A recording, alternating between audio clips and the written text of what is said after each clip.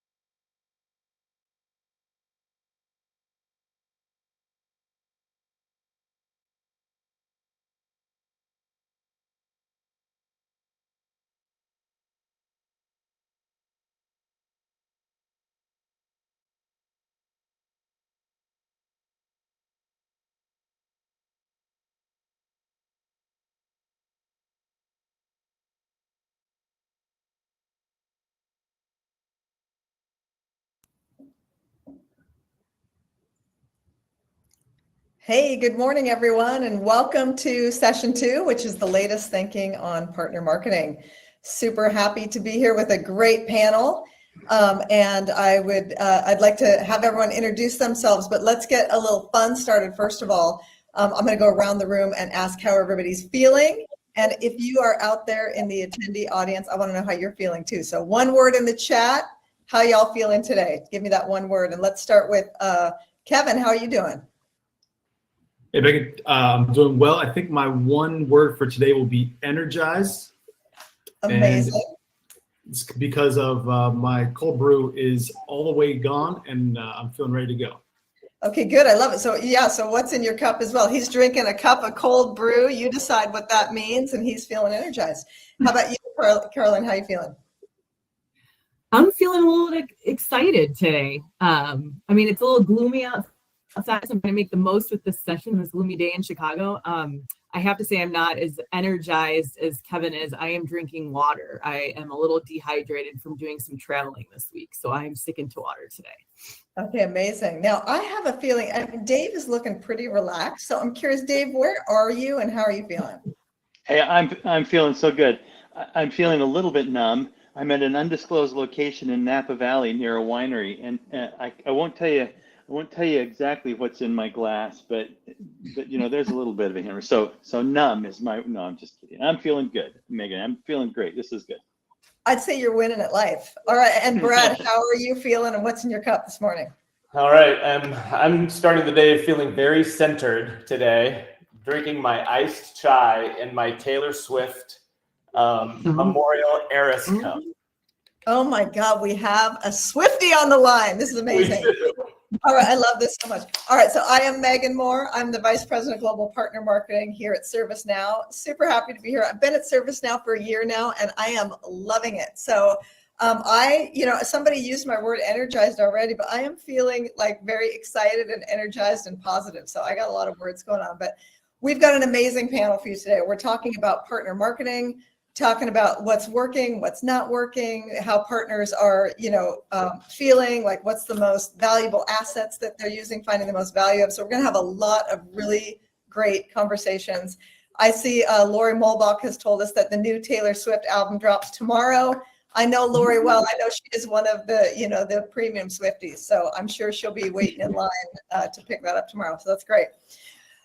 So let's go around the room. So let's start with Dave at Impartner. Can you tell us a little bit about your job, your company, and where you are in your evolution of the channel? Like, for example, are you at build mode and it's new? Are you a mature channel? Just kind of lay that picture out and we'll get into the conversation. Great. Yeah, Impartner's been around for a decade or so. We do have a very well built out channel. We've got about 150 channel partners that we do a lot of sales work with. I will say that we were probably a little bit late in getting our entire channel community built out for go-to-market, but we've covered some good ground lately. We've got a really good go-to-market program now with our partners. I'd say the kind of key learning for us lately has been making things as turnkey as possible for our partners. We've got a good marketing team at Impartner. We've got a dozen or so really good people here that know SEO and Google Ads and all the good, kind of modern digital technologies for marketing. But the partner community that we work through are not always as strong in that area. And so we've had to really make things, opt in, turnkey, click yes, so that they can actually take advantage of those things. But we've done it, and we love the result that we're getting. The social media amplification that we get has been tremendous. So we love marketing through our partner community. They've got such good credibility and reach. Okay, wonderful. You give me a lot of Easter eggs to tap into in a minute, so thank you. That was a great one. Okay, so Karlyn, tell me a little bit about Ansira and what you do there. So we are an independent full service marketing organization with robust expertise across a variety of channels, including tech, auto, QSR, and retail. So I think that gives us a very unique perspective on go-to-market strategies and supporting partners and our clients, that are serving that greater partner ecosystem. We've been around for over 100 years, and our services have kind of grown alongside that legacy. Today, I primarily support clients in the technology vertical, and we are doing anything and everything from supporting their, channel incentive programs to running digital marketing campaigns to kind of supporting, their CRM and, other type of initiatives with augmenting like their marketing tech stack. So a variety of different areas that we kind of serve for clients today. And I would say we're pretty mature in most of those areas. And I'm really excited to kind of learn from the panelists today and, kind of hear also, what the attendees on the call have to say a little bit later as you kind of field Q&A. Okay, perfect. Amazing. Okay, let's go to Kevin at Mindmatrix. Yep. So Mindmatrix has been around for 26 years. We're in the channel enablement space. And I think our partner program is maybe, it's unique, but I don't think that our stage is unique. We're in a transformation stage, I think, that I'd categorize that we've had partners, we've worked with partners throughout the years, but we're kind of upping our game and changing how we're doing that. So it's a relook at existing relationships, new relationships, and how to kind of really make them work and making sure that we understand our partners in that they're always kind of changing. It's not the same every single time. And so I'll use transformation, that we're not growing, we're growing, but we're not at the building stage, we're really transforming. All right, love it. And Brad at 360. Yeah, so 360 is a partner engagement and incentive ecosystems management company. I work within 360 Insights channel marketing group, and we are a very partner-focused marketing agency. We work with vendors across the board, across all industries, on strategy, on development and execution of their kind of to and through partner marketing efforts. So Okay, love it. This is such an amazing panel because I think, we've got build, like I'm in a build motion at ServiceNow, kind of started, and it's been a channel organization for sure, but we're definitely kind of building and transforming in the next gen. We have, evolving organizations, we've got mature organizations, and, people like Brad kind of supporting all of the above, right? You get to see everything from build to evolving to transformation to mature, which is amazing. So I want to remind people in the chat, keep asking questions, throw out what you're drinking in your cup, whatever moves you. But we're going to be monitoring the chat and certainly pulling those questions in as well as we go through this. I want to start by just, one of the most important things that we can do as leaders in the channel and kind of being out there in the ecosystem is just listening to our partners. It's that external in view of what are they faced with? What are they concerned about? What are they struggling the most with? We just did an EMEA roadshow, which was really great. Did a lot of partner advisory councils. And it never ceases to amaze me that the problems seem to remain the same no matter what country, no matter what culture, no matter where you are, where lack of marketing resources, lack of budgets, difficult to do things and really wanting vendors to do as much as possible for them or, MDF or PDF programs or whatever. I'd be curious from your perspective. I'm going to start with Kevin on this one. What are you hearing from your partners are the biggest pain points that they're asking your organization to solve for them? I think I kind of touched on it in the beginning, but I also, not to pigeonhole them. I think that's one thing that we hear a lot, that at different times, partners can play different roles. So a partner that might be a referral partner or a partner that might be someone who's delivering after the sale or that they're there as alliance partner versus an influencer. I think understanding the different types of partners, but making sure too that you're then allowing them to interact with you at those different levels, not pigeonholing them and saying, well, here's our partner program, here's where you fit in, here's your profile and your persona, and you can only see this siloed view. Those personas and understanding how you interact with those different partner types is super important, but not putting the rails on them where they're stuck like that through every deal and every process with you. Yeah, I love that. All right, how about you, Karlyn? What are you hearing from your partners? I definitely think I would echo what Kevin's saying. I think, definitely taking a more bespoke approach when you're working with partners in various capacities as they relate to your program, right? So I think, understanding, that persona is definitely important, but then also kind of meeting them where they need help, right? So, if they need support with a lead generation campaign, and you're reviewing and interviewing those partners, where are they seeing some gaps, right, as they're executing that campaign? So maybe they already have a list and they need some support to qualify those leads because they don't have an in-house SDR team or something like that. Maybe they're reaching and pushing into a new vertical and they need some content, right, and some list augmentation, right?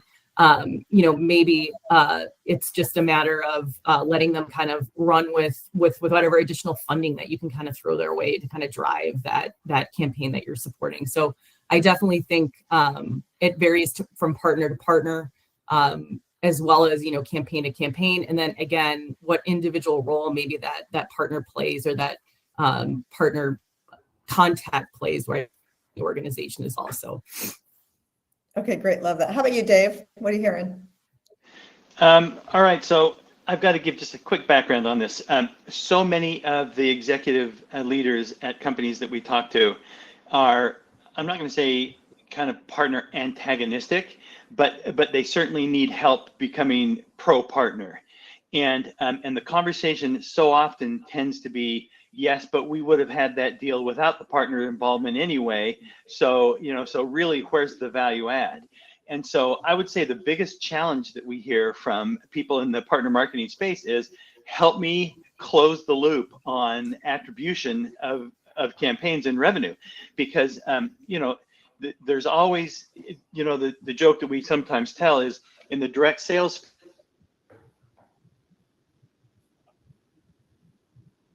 switch market motions, you spend X and you get Y, and it's a very predictable model. In the indirect space, it tends to be more, I blew a dandelion into the wind, and I know a lot of those seeds planted and grew. I just can't tell you how many are where. And so the tighter we can get on attribution of revenue, I think it really helps people justify not only the marketing spend, but the indirect go-to-market motion at the company kind of in general. So that would be my short answer would be closed loop revenue attribution on marketing campaigns through the partner. Okay, love that one. I think it's twofold what I heard. I heard measuring in metrics, so every dollar that goes in, what's coming out, as well as evangelizing partners internally and convincing the sales teams where their value add is and how they can make bigger and better deals and all that. Great. Absolutely. Amazing. Absolutely. All right, Brad, you hear from all kinds of partners. So what are they struggling with? Yeah, and I have two things that popped to mind. First and foremost, partners are always looking for ease of doing business. How easy is it to engage with a vendor? Those are the vendors that I'm going to kind of side my wagon to and connect my wagon to.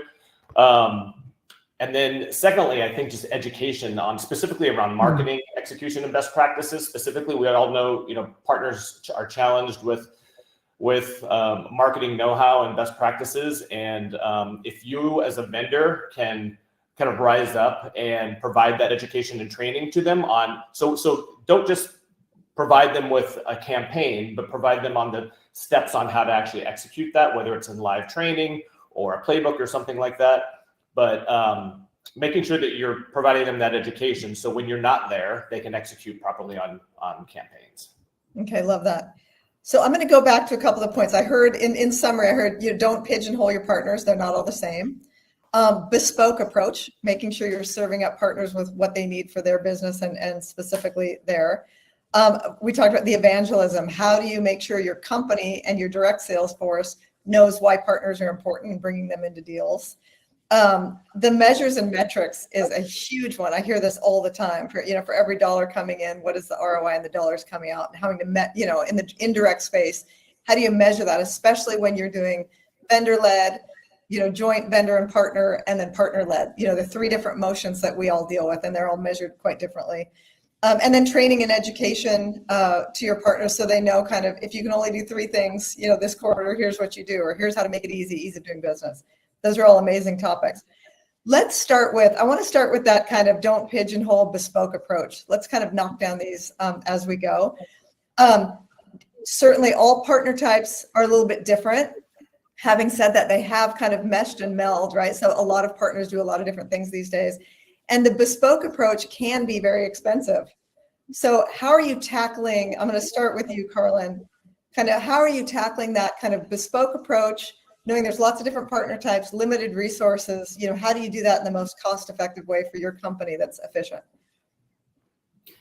I think it kind of goes to, the whole, content co-marketing enablement, right? Like you have to have some sort of, vehicle or platform, right, that allows them to access that content. And then, depending on, how much they want to curate that content, you have to kind of offer that deep customization capability, right? So that can allow you to download and go, right? So you can go on there, build that content with your, partner's point of view, and value prop and everything like that, as well as kind of that co-sell, co-brand opportunity with whatever that vendor is, right? And I think that's a very inexpensive way, right, to kind of, curate the content and be able to, download and go and kind of execute on your by yourselves, right? Obviously, the investment, from vendors into, campaigns that are executed by third parties could be costly, right? But I think, again, being a little bit flexible and again, deciding where you need to meet them, but also help kind of offset cost, right? So if you don't need to opt into the entire campaign, is there a tactic that you can opt into, to support that campaign specifically to keep that cost down? So like I was saying, earlier, some partners have maybe a list that they've built already, right, from an event or something like that. But, they don't have the bandwidth or support to kind of do the call downs, right? Working with, a third party on kind of that process could be very cost effective. And then, that subset of qualified leads are what, that partner is getting served up to really kind of nurture and focus on, right? So I definitely think there are a variety of methods and approaches to kind of keeping costs down, but getting kind of the most out of your marketing efforts. Okay, love that. So Kevin, let's ask you a similar question, right? So you talked about don't pigeonhole your partners, kind of meet them where they are. What are some of the most effective things you're doing to be able to do that, yet not, spend a fortune on it as well? Similar to what Karlyn just answered. Sure. I think I'll call it too. We're 18 minutes in and no one's mentioned AI. I think that's a new record. And somebody has in the chat. Yeah. Okay, cool. But I think, building off what Karlyn was saying too, it's the human touch. I think that we've seen there's probably an AI solution. You can be pushing messages, you can be doing reminders, you can stay that communication side. But I think the communication with the human touch and actually interacting with the partners and figuring out what they need at that moment and meeting them where they are. It's how are you going to help them co-market? How are you going to help them do those tools? And not just throwing tools at them, but throwing solutions and ideas that include your tools that are done with the human touch. Not just sending out a newsletter and saying, well, here's a great new offer, or throwing higher percentage or higher margin, or giving some type of incentive that's going to help you. It's having those conversations and meeting them where they are and say, where are you struggling in your business, or what needs do you have, or what gaps maybe do you have in your team, and maybe the things that you're not strong at, and being a true partner. That usually from the vendor side, you're sitting there with more resources than most of your partners, or a stronger team. Dave was mentioned that he's got a great team over there at Impartner. Like, they're using those tools to help their partners amplify their messages. And I think it's that human touch, and not using just the AI tools, not just using the marketing spit outs, not just using the notifications in your platform, or just pushing a new deal or a higher percentage. So I love that. I mean, both of you have talked about two sides of the coin, right? So Karlyn talked about kind of some of the self-serve, co-created, come download, grab and go. Kevin, you're talking about more of a, higher touch, personal human touch, get in there and do deep planning with them and give them some bespoke tools. Both of them highly, highly effective, which I think is great. So you've given some great examples there. Curious, Kevin, are you, besides the human touch, because you did open Pandora's box on AI, so I got to ask the question, Are you offering any tools out to your partners right now in an automated way, where AI is helping drive that? Or are you still kind of in investigation mode of what can AI do for you?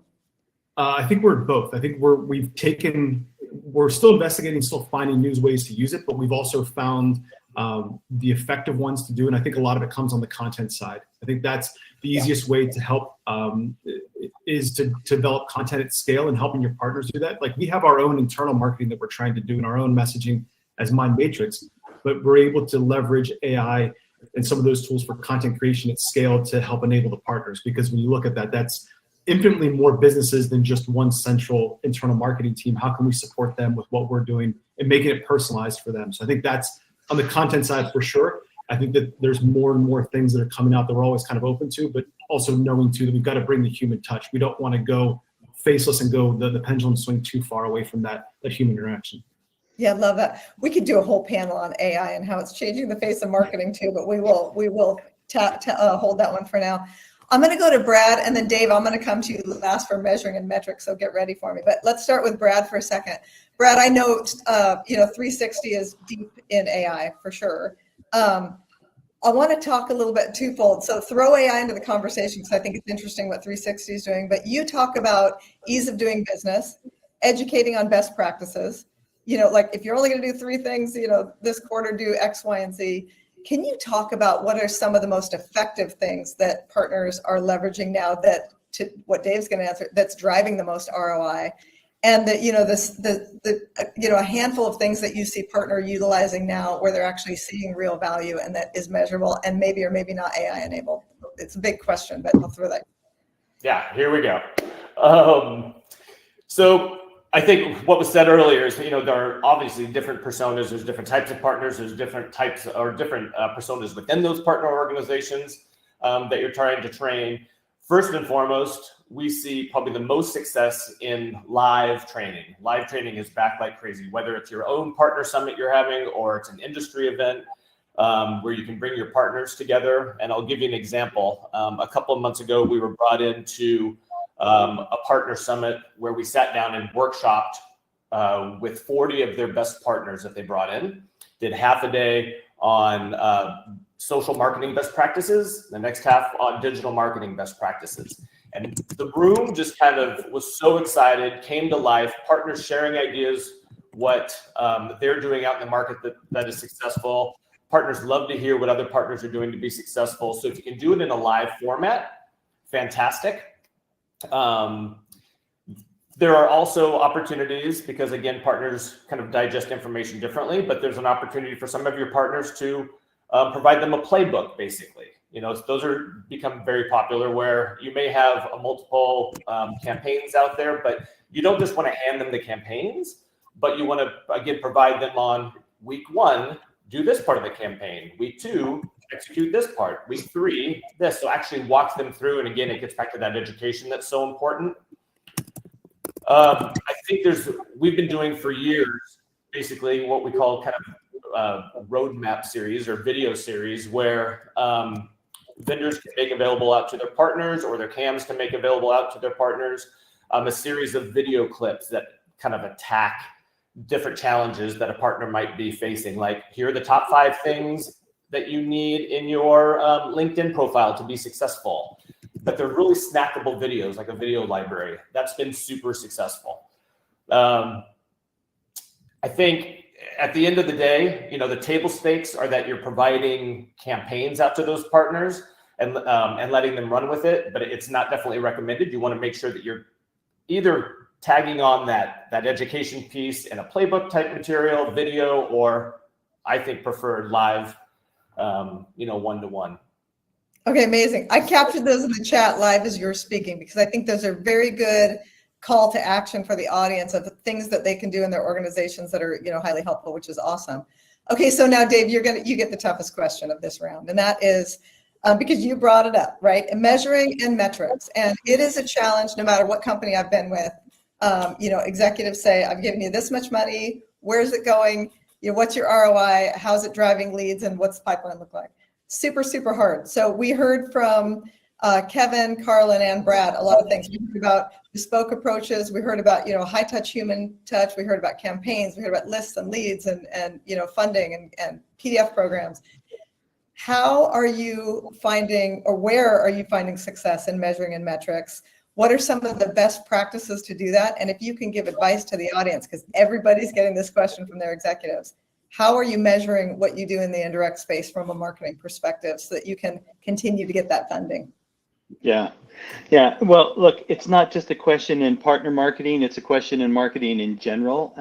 We've got our board meeting next week, and I'm in the process of putting together my marketing update slides for our board to say exactly that same thing from our own internal corporate marketing perspective. Where did we spend the money? Where are the leads coming from? What revenue can we attribute to it? And, so really, Meaghan, it's funny because account-based marketing, ABM, is such a big deal in the market, and there's so many kind of devotees of ABM, and yet everybody I talk to finds it hard to kind of point to this dollar right here. I got that from an ABM campaign, and so it is hard to answer that question across the board. The thing that's made it possible in the corporate marketing space has been the tool set. When you have a revenue attribution tool set like a Visible or some of these other tools where you can load the different model, first touch, last touch, multi-touch, when you can load those in, the platform is what enables that. You probably think I'm saying this because we sell such a platform, but the actual reality is the reverse of that. We do it because of how critically important we think it is in the market. But it really is important to be able to have that closed loop attribution right in your product. So when you have a platform that lets you interact with your go-to-market partners and say, this is how much MDF or PDF you've been allocated. These are the campaigns that you can choose to spend it on and what you did spend it on. This is the demand that came from it. This turned into revenue. When the platform is set up right, that becomes so much easier to kind of track that flow.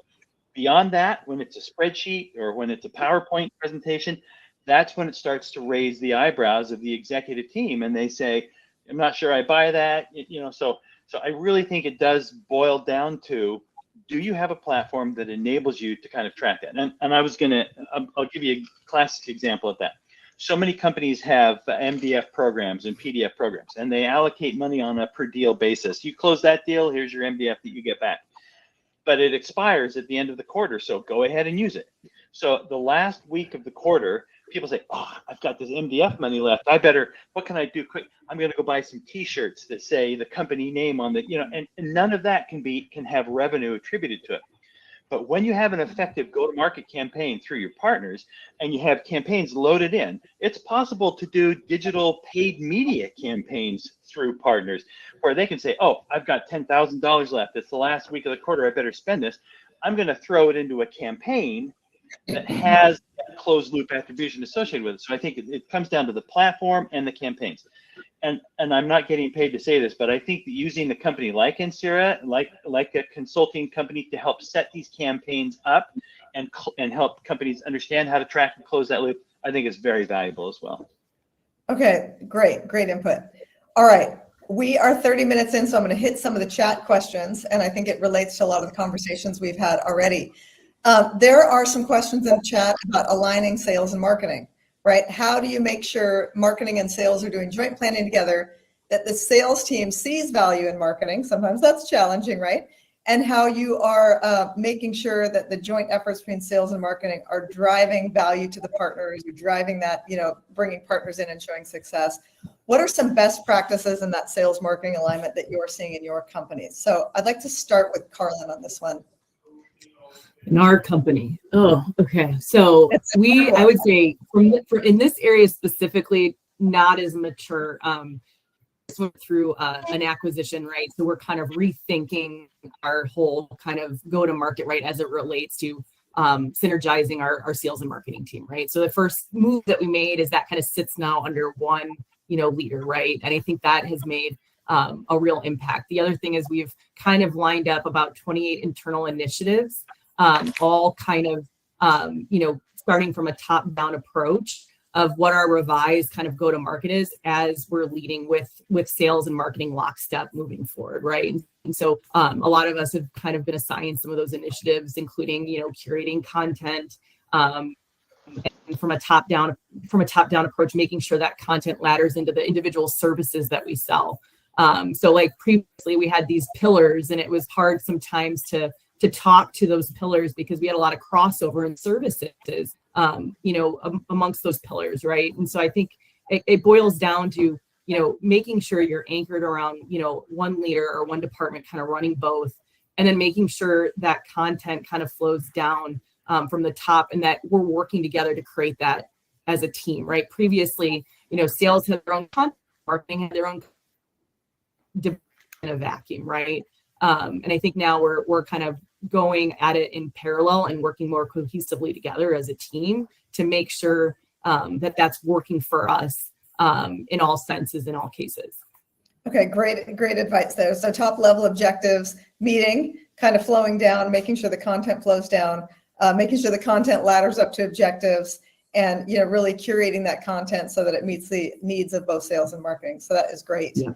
Kevin, a different spin on that question for you. So as part of the challenge we talked about, it is also evangelizing ecosystem and partners within our own companies, making sure the companies can see and know and understand the value that the ecosystem and the partners are bringing, and kind of getting alignment with sales on, hey, you should bring a partner in on that deal, and or let the partner just take that deal, or let that go to the direct team, as an example.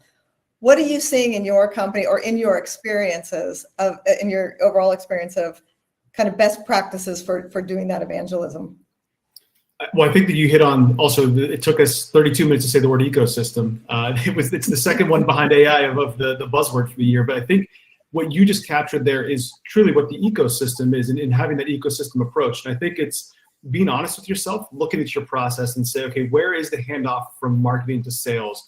What are the expectations of your partners? And being kind of very clear and upfront and understanding the process. And things can get fuzzy and things start to slide. And that's where you also hear the term channel conflict of like, do you expect your partners to bring you leads, qualified leads, contracts, like completely buttoned up deals and they're just putting in orders? Or it's understanding how you interact with partners and to be clear on that. Because you said of like handing over to sales team, if you're going to have a direct sales team and you're going to have a partner team, like the indirect side, do you have the tools set up to be able to make sure that the partners can do deal registration? Can you have the visibility for the attribution? So if you are bringing in your own internal team, that you're giving attribution to those partners and they're willing to work with you in the future.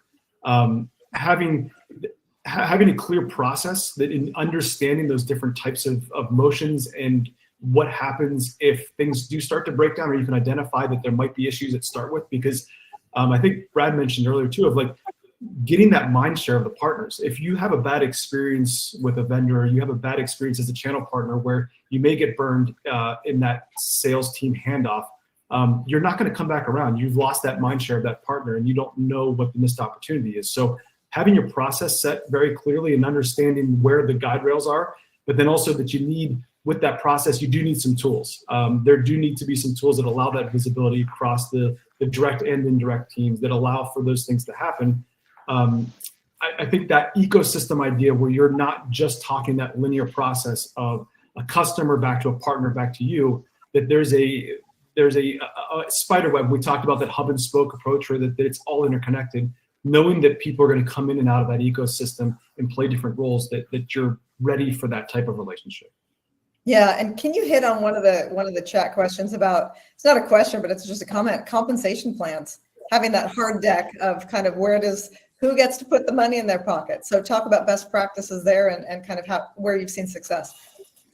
Oh man, that is so not fair, because I wrote that in the chat. That's a softball. I'm coming to you next, Dave. Don't you worry. All right. And I think that it's hard to sit and say that until you understand the business. I don't think that there's a one size fits all for those, and I don't think it's a one size fits all inside of an organization. I think that's, again, the expectations and knowing what you expect from your partners, and that you're clear with the different partner types or the different types of motions, that partner A versus partner B, they're different, and they're going to help you in different ways and they have different strengths. So those compensation types and being able to track, you have to track it. You can't just really throw it out there, that you have to be able to track, show that influence, show that attribution, so you can hit those certain levels. But I don't think that you can sit there even inside your organization and say this is a blanket compensation package, or this is a blanket way that we're going to compensate everyone monetarily. it's always changing. That's the idea of the ecosystem approach, that things are fluid and you're able to adapt and not just stuck in a linear process. So Dave, I know that you're chomping at the bit there too. What, didn't mean to cut you off. No, it's okay. All right, Oh, take look, take it and run. Okay. I mean, the original question, I think, was around how to get alignment between the two different sales teams and marketing and sales in general. And really, I believe that really boils down to how you compensate for the business. I can tell you that, in a marketing organization like ours, there's always a little bit of a tug of war between, was this sales generated demand or was this marketing generated demand? Who gets the credit for it? And and sales will say, hey, no, we've been talking to them for months, and we'll say, no, they just came to our webinar and they responded to me. As soon as you say to the sales team, by the way, there's an extra 5 points of quota attainment on deals that you recognize as being marketing generated, all of a sudden sales start saying, no, that was a marketing generated deal, because they know there's compensation in it for them. And it's even more the case in the two go-to-market sales teams, the indirect and the direct team. When there's overlapping compensation, I know that sounds expensive, but when there's compensation that recognizes the ecosystem nature of that, the partnering and the working together nature of that business, all of a sudden the road flattens, the wind is at your back, and the sun is on your shoulders, and it's just everything is smooth sailing because people have now an incentive to work together. And again, sometimes there's C-level teams that don't recognize this, and they can be a little bit antagonistic towards the indirect model, and it takes some time to win them over. But I was sitting in the room at an AT&T partner conference when they announced double compensation for everything. Every deal that closes, indirect or direct, the reps get compensated for that, on both sides of the equation. And there's standing ovation in the room, and it's driving their business right now because at the executive level, they recognize the power of doubling down on this. Again, I understand that there's some expense associated with that, but when you think about the power that it has to drive revenue, that's really, with everything else that we talked about, you want to know how to drive alignment between the two go-to-market models, compensation. To put money in all the pockets. So true. Brad, now I'm going to you because we talked about, it's not just compensation, it's also tools. I heard Deal Reg mentioned. Why don't you go through kind of a quick, hit list in your mind of what are the tools that you need to, enable this? To enable what, to enable like less channel conflict, putting a hard deck in place, making sure we know where, where the deal is attributed, things like that. Yeah, that's super simple, and it happens with probably every engagement that we have with customers, and it's making sure that we have stakeholders involved in the kickoff call to any engagement that we're doing, and moving throughout the entire process, that we have a representative from sales, we have a representative from marketing, we have a representative from operations, and they all have a voice at the table. And they're engaged throughout the engagement. So nobody's surprised at the end of the day if something's not covered. We have access to kind of the stakeholders throughout that organization if we're gonna launch it, any kind of program or engagement. Okay, love it. Okay, in the last 6 minutes here, I want to go around the room, and I want to do very specific call to action so that our audience members can take something from this and go do something. So I want you all to think about, like, if you could tell our audience, like, in the next 3 months, here's something you should try or something that's working really well. And as a summary to get your minds going, we talked about kind of bespoke approaches.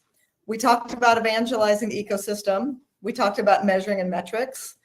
We talked about, putting really good content and co-marketing out there, curating. We talked about making sure you've got top level alignment going down, and talked about hard decks, whether it's tools or compensation. So lots of different topics in this webcast, but that's what partner marketing is, right? We go in all stages of the funnel, and we are the evangelism teams, internal and externally. So, again, round the room for the audience, what are, the top 1 or 2 things that you would recommend people focus on in the next 3 months to drive the most amount of pipeline or awareness or whatever's speaking to you today? So Kevin, we'll start with you because you were, so excited in the beginning. Energized. So I think maybe going back to one of our words that came up earlier too was education, and put that out there. I mean, the fact I'm looking here, we've hovered right around 80 people on this session today. That people took the time out to be part of a channel focused virtual event on top of all the live events and in-person ones we do. But I think education, I mean, there is no one who's sitting with a degree on their wall that has anything to do with partner marketing. There's no one that has a channel PhD. That there's a lot of things out there that everyone's had to kind of learn and develop best practices on their own. So I think the networking, the education, and continuing to learn and understanding that you've had to learn on the fly, maybe in a single organization. I know that between Brad, Dave, and myself, we kind of get to see things at a high level across a lot of different vendors, installs, partners, our own partner programs, all those things that's maybe not afforded to everyone else. So I think leaning on the community, getting involved in the channel focus online community. I know at Mindmatrix, we just made a partner marketing university that's out there for free on our website, but taking care of like all of these education pieces and always being open for learning, taking all of those things. If there's ever free trainings, if there's ever sessions, Brad was talking about the workshops, all of those things are ever afforded to you as a partner or as a vendor, take advantage of all those things and see how they can help you and maybe transform, open your eyes to some different things that you didn't know existed. Love it. All right. Number one, I put education, network, and continue to learn. That's fantastic. Karlyn, give us our number 2 call to action. I would say, I think we all have some great ideas here, but like, how do you get started? I think definitely performing some sort of like a marketing assessment, right, on your partners is critical, right? Because then you can figure out where do we need to meet them, right? Do they need more education in digital marketing efforts? Do they need some support from a co-marketing standpoint? Do they need additional, revenue, right? Because they've got some verticals they're pushing or they're considering driving, right? So I really think that a marketing assessment can kind of help you kind of curate what you need to do for that specific partner. And I think it could be anyone or, anyone or more of the things that we've kind of talked to today. Love it. Okay, number 2 is performing marketing assessments. I think that's so great because that really hits is it a curated one-to-one? Is it a one-to-many? Like what does that look like? All right, Dave, you're going to give us number 3. Good. You put you kind of bounded that with 3 months. What do you do in the next 3 months?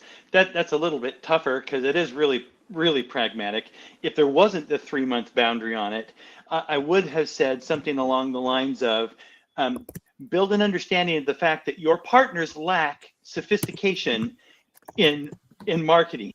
What your organizations at your company, what your organization at ServiceNow understands about digital marketing and nurturing campaigns and all this good stuff, your partners are clueless about that.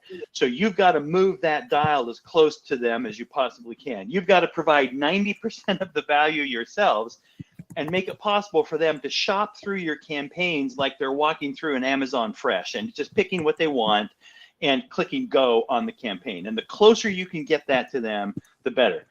But that's not a 3-month exercise. The 3-month exercise to me would be more along the lines of what Karlyn just said, which is get an understanding of the different categories of partners that you have and what their different capabilities are. And I think even more importantly, align the MDF allocation or spiffs or however you put money back in your partner's hands, align that allocation of money to the role that they're able to play. If they close a deal that they generated, so your company's not carrying the sales and marketing expense for that deal, they should get a healthier margin on that or a bigger chunk of MDF or however you want to do that. If they're consuming your demand and turning it into revenue, they should get half that amount of spiff or margin or whatever. So I think understanding the assessment of the capability of your partners and rewarding them financially for that, that's the 3-month thing. The long term, make it easy. Yeah, love that. And I think I'd heard maybe Kevin mentioned it, like a university, an academy, like how are you teaching your partners? So that's a great one. All right, Brad, you're going to bring us home with the 4th call to action. Oh, I'm going to say just one last second on that one. I don't disagree with Kevin, but you're talking about making the tide come in for an awful lot of people that don't really have an understanding about marketing. And that's a big lift. Getting your partners to understand how the new Google algorithm works on their ad campaign, that is a challenge. It's a worthwhile challenge, and you should go after it. But really, you should just do it for them. You should just make that campaign easy for them to opt into and run it. We call it through partner marketing. It should be called despite partner marketing or on behalf of partner marketing. So now we're going to have 2 through, with, and despite. We've had a 4th category. I love it.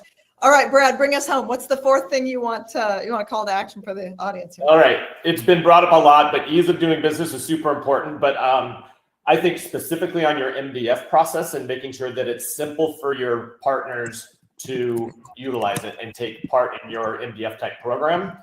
And when we talk about delivering marketing programs through your partners, I think it's important to take a dual approach, both a concierge approach, where you have the tools for those partners that can self-execute, but making sure that you are setting aside key focused partners through like a managed marketing services approach, where you can work with an agency to work with those partners over 90 days and help them develop their marketing engine.